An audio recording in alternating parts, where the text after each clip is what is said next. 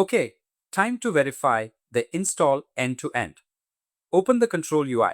Let us go. The command is OpenClaw dashboard. That should pop your browser to 127.0.0.1, port 18789. You will see auth token mode.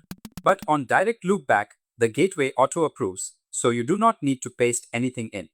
If you are connecting from a different host or over a tailnet, you will need to approve the device manually.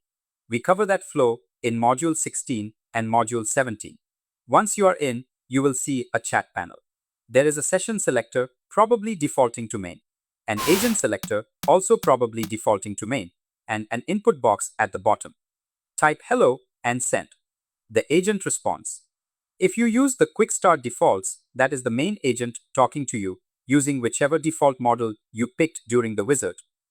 That is your first message. Congratulations. A few things to notice on the screen. Stay with me. Number 1.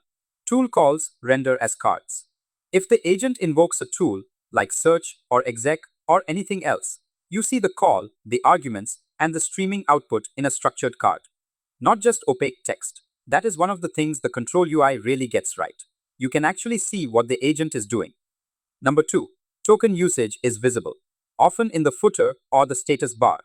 You can flip it on with the /usage tokens command in chat if it is not showing. We are going to care about this a lot in Module 19 when we tune cost. Number 3. Session controls are top right. You can override per session model, thinking level, reasoning, and a few other knobs without touching the configuration file. Useful when you want one specific conversation to use a more expensive model without changing your defaults. Number 4. The other panels. Channels, cron, skills, nodes, approvals, config, logs. That is everything we are going to cover in the rest of the course. Click through them, look around. But do not change anything yet.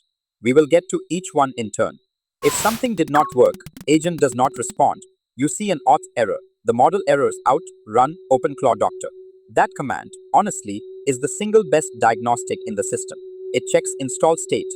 It checks your node version. It checks gateway reachability. It checks channel connectivity. It checks plugin health. It checks MCP servers. It checks config validity. Almost everything you will hit in your first hour shows up there with a clear error message and a hint about what to do next. Alright, install is done. The gateway is up. Your first message went through.